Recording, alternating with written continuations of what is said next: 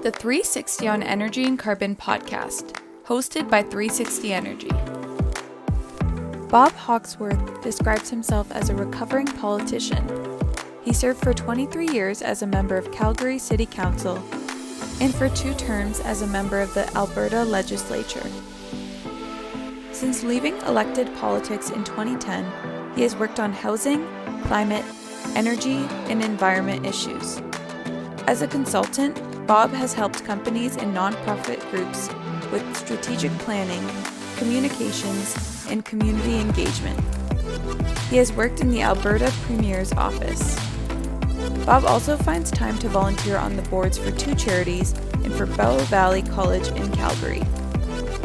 Bob's overriding passion is trying to reduce the risks of a hotter climate. Now let's get into the episode with Bob. Welcome back, Bob, Dave, and John. Good to be back. It is great to be back, Lysandra, with our guest as well. Good to be with you. Thanks for having me back.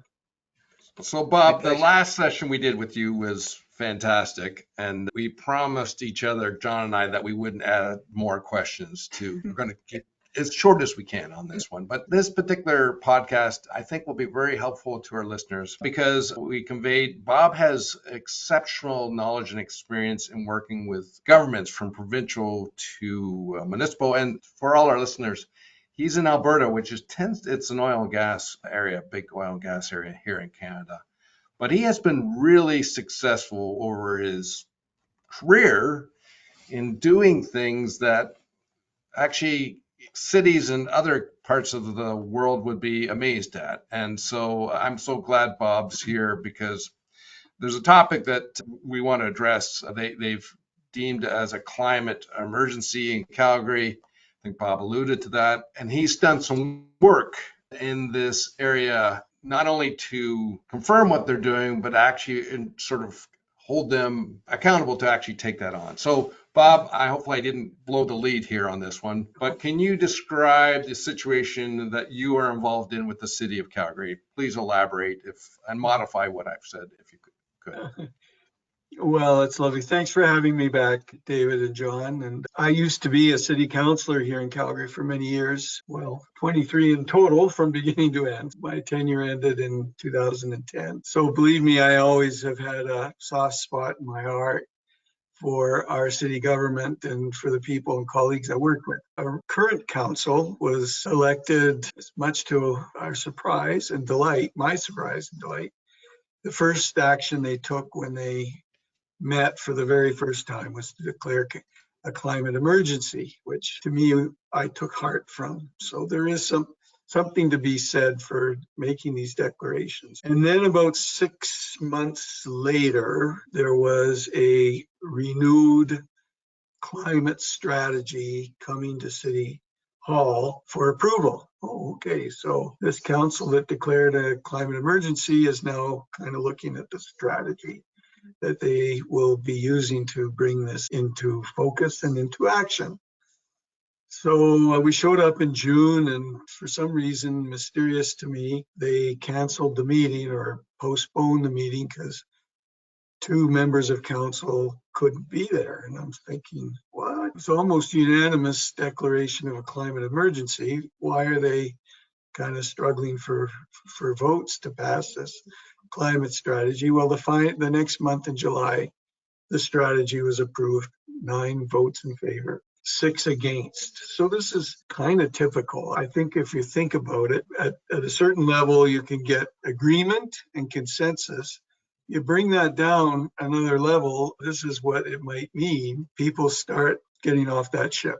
So anyway, it was approved, and I looked at this strategy and okay, that's good. That's kind of quite good. So then a few of us who are part of, trying to generate support had a meeting a virtual meeting online with the city staff. Okay, what's your work plan now that you've got this strategy? And they went through their work plan. And I became quite alarmed because I couldn't see anything that aligned with anything that was urgent about climate emergency or about this strategy. It was like, we're just carrying on the status quo of what we've always done.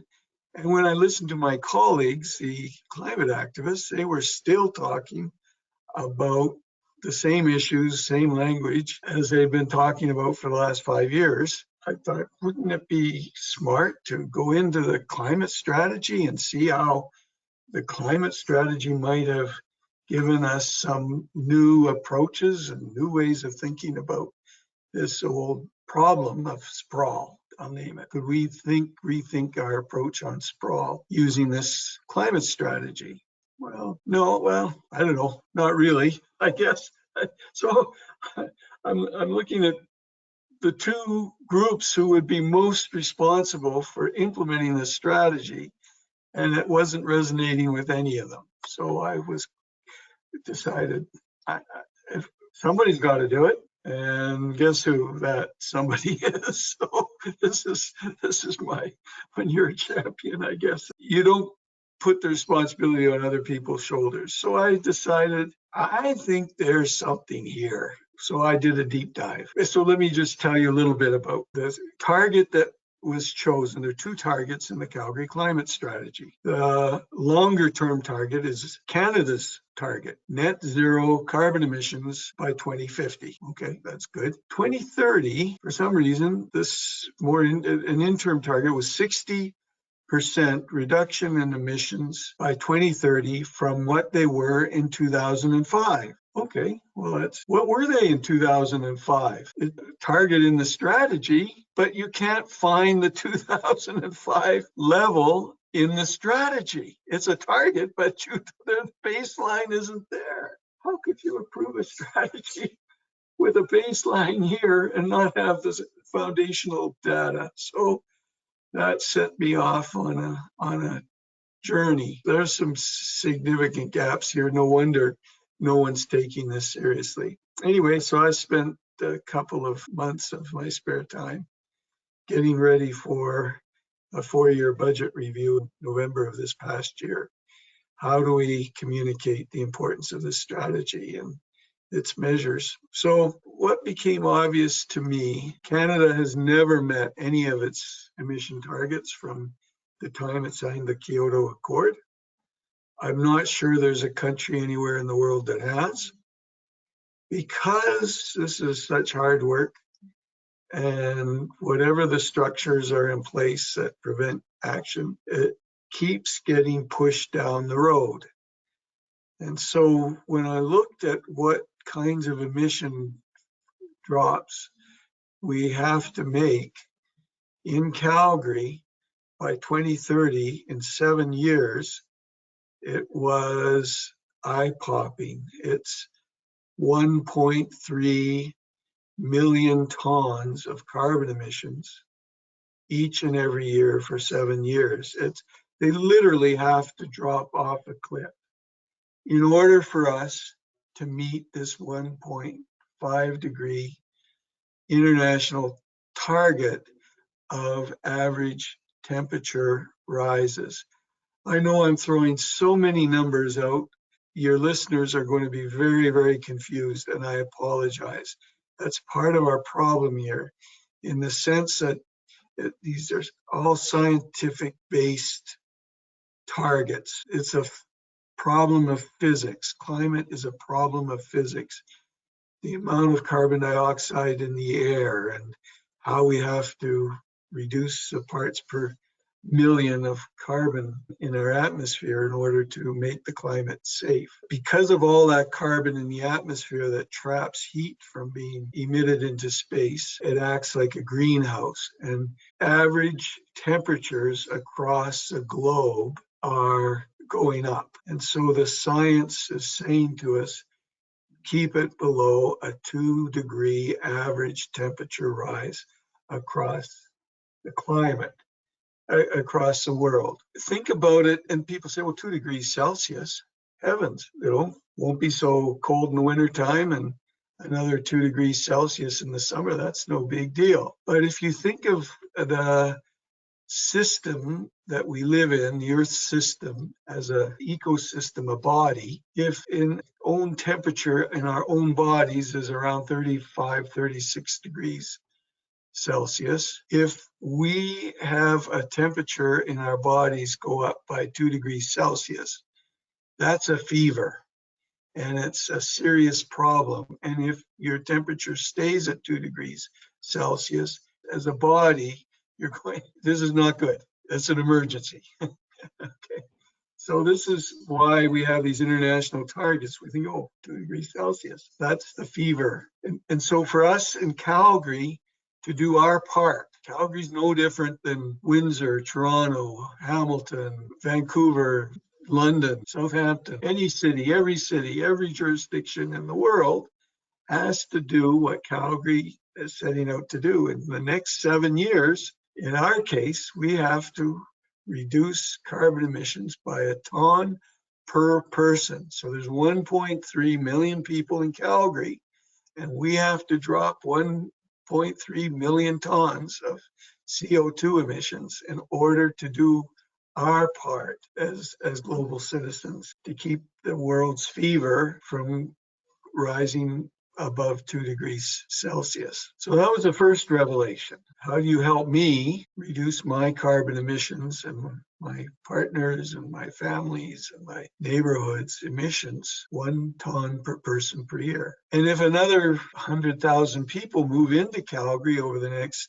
7 years, you still have to reduce your absolute emissions by that amount. So somehow you have to accommodate growth and at the same time reduce absolute emissions. This is immediately what becomes obvious, is that this is because we've kicked the issue down the road for so many years now. We've postponed doing the right things and the needed things. To do it all now in 7 years is a challenge I don't think we're going to be able to meet. And on the international level, Gutierrez, United Nations head, is saying, hey folks, the window's closing on a 1.5 degrees Celsius future. The world's fever is headed towards 2 degrees. And we're just going to miss this target internationally, because this is difficult, not just for Calgary City Council, for Premier Smith and her cabinet in Alberta, and Doug Ford and his cabinet in Ontario, and Justin Trudeau and his cabinet in Ottawa, and every city in between, to make, and for every family, how would you cut a ton of CO2 emissions permanently out of your lifestyle, in your house, in your home, in the way you live in the next year and each year after that for the next 7 years? So at some level, we have to make structural changes that go beyond individuals. And one of the first strategies in this Calgary action steps in the Calgary climate strategy is to clean Alberta's electricity grid. So we've come quite a ways. I think people would be surprised to know how rapidly emissions are being removed from Alberta's electricity system with the retirement this year of the last coal-fired plants. They've moved to natural gas to replace most of those plants. But maybe what's surprising are the numbers of industrial scale solar and wind projects that are also in the lineup in the queue for approval and installation. Given the market system for electricity in Alberta, the solar and wind are now more competitive than natural gas. They have some attributes that make the system more volatile and unreliable from a generation perspective, but the cheapest generation now is solar and wind. So those market changes are starting to drive some big changes. And so for us in Alberta, any of us who switch on the lights, our carbon emissions drop simply because the changes are going on in Alberta's electricity grid. If we can get to a clean electricity grid in Alberta by 2035, which is what the federal government is pushing, that will go a long ways for us here to live a more climate supportive lifestyle without making major changes. That's a huge step. So, and that's outside to some extent outside of city council's direct jurisdiction. But in our case, we have the benefit of owning our electric utility, distribution utility, which is also a retail utility, NMAX. And so one of our recommendations to City Hall was get your wholly owned electric utility NMAX to help you make this shift and figure out how to make this happen. The next step, because there's about a third of our emissions come from transportation, third from our residential buildings, and about a third from industrial commercials. So one of the ways to decarbonize transportation in Calgary would be for more of us to get on Calgary Transit and take trips on the bus or on our LRT. So that was a major recommendation we made to City Council. They were planning a transit fare increase, which they canceled for this year as a result of our recommendations. And we need to actually get every Calgarian to take Calgary Transit, maybe 200 trips a year would to make the transportation portion reduced. Somehow we have to figure out how to put solar on people's roofs and decarbonize the natural gas system, because so many of our homes are heated here with natural gas, with methane. So we have to make major retrofits and make our homes much more energy efficient. We have to live closer to transit stations, so we have to kind of build up and less building out. One of the major recommendations was an alternative transportation network for pathways for cyclists and other active transport, walking and so on. And that network, this council found 40 million and allocated it to it, again because of the recommendations we made in our budget to get people out of their cars and into bicycling, cycling, those kinds of trips, or into transit. And then the other major change for electrifying our transportation system is to expedite the purchase of electric vehicles. So when you give up the ghost with your car, internal combustion engine, switch to electricity. But then there have to be charging stations. And what does it do to a distribution grid if there are 1 million cars being charged, which might be the case in 7 or 8 years if you follow the climate strategy and implement it to its intended end state. So then your electricity network, your distribution utility, NMAX, has a huge role. What does it have to do to prepare for that future? And then having made those investments, make sure that future arrives. If you're going to put, say, I don't know, a couple $2 billion in upgrading your distribution network in Calgary to accommodate electric vehicles, and the new federal government says, oh, forget that, we're not going to go electric vehicles, everybody gets to buy your internal combustion SUVs. That was the former guys. Us new guys, we're giving you a choice. Whew, you've made an investment of a couple $2 billion with a certain expectation, and in the middle of that, the rug gets pulled out from under you. This is huge. So this is why we need alignments in these strategies, and some people seeing that these changes from bottom to top are all mutually reinforcing. And then the last thing is, how do we build new? Because in Calgary, last year, 50,000 people arrived here to take up space. If they're all going to live in single family homes, strung out over the prairies, we'll be annexing Lethbridge pretty soon as a suburb, because we've spread out so far. And that's not going to support the climate. That's not going to support transit.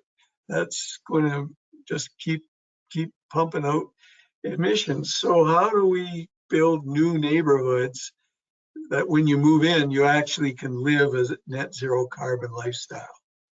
The houses are built so well and so well insulated, and it takes a minimum amount of energy to run them. You've got an electric vehicle. You can walk 5 minutes, get on a transit, and go anywhere in the city of Calgary. How do we build those kinds of neighborhoods? Where are the incentives for the developers? So this is part of what's in the strategy, but there's no direction of how to get there. Build only net zero was one of the pathways. And the last one, the biggest one, there are more carbon emissions now in Earth's atmosphere than any time in the last 3 million years. This is what science has been able to detect. They're doing core samples in Antarctica right now that is going to validate that assertion. Think about that. There's no human has lived on this planet with carbon dioxide levels in the air as we are now. And so something has to be done to start removing carbon from the atmosphere. And how are we going to do that? It's at least acknowledged in this plan, but no means to get there. And so it's a wonderful strategy. How is it going to be implemented? That's a good point. You've actually, I had a scripted question and you've answered most of it. Now that Sandra's gone, I'm going to throw a tangent. And here it goes. You have really explained well the complexities and the issues around doing this at a city level. And, you know, it's something we've got to look at and we've got to do. And at one point, you made the observation, well, we've got to get rid of 1.3 million tonnes a year, every year for 7 years, and you're not sure that you're going to do it. So being devil's advocate, I could turn around to you and say, well, if we're not going to achieve it, why should we bother at all? Because if we don't achieve that target, let's not do anything. What's your response to that? Well, there is a certain throw up your hands. If a task is impossible, then failure is assured. I'm of the view that failure is not trying. There's a wonderful movie on Netflix called Chasing Coral. It's an exploration of what's going on with the world's coral reefs and the warming of oceans and what happens when coral reefs die and the population of fish that about 1 billion of us humans rely on for nutrition are going to disappear. So everything's connected. And near the end of this movie, this young marine scientist is interviewing his hero, who was the first Australian scientist to begin studying coral reefs back in the, I guess, 1970s, 1980s. And they're sitting across a table. And the elder is saying to the younger scientist, if you don't do this, when you're an old man, you won't like yourself. And I think in this case, if we come to that place that we haven't done anything, we're not going to like ourselves. No. So at least if we try and fail, we will have affected some change, and the future would not be as bad as it would otherwise have been. Yeah. It may be bad, but it won't be really bad. Yeah, I think that's it. That's no way to inspire anyone. It isn't really, is it? No. That's a fundamental problem with this issue is how do we manage and mitigate these risks and do it in a way that people can celebrate and feel an accomplishment and feel good about what these steps have done for other reasons than that it prevented the world's fever from going up. Yeah. Bob, I know there's so many questions that John and I want to ask, but we're trying to be time conscious on this. But here's the last question here. Based on what you've said in this podcast, what do you think is the biggest takeaway for our listeners based on what you've described?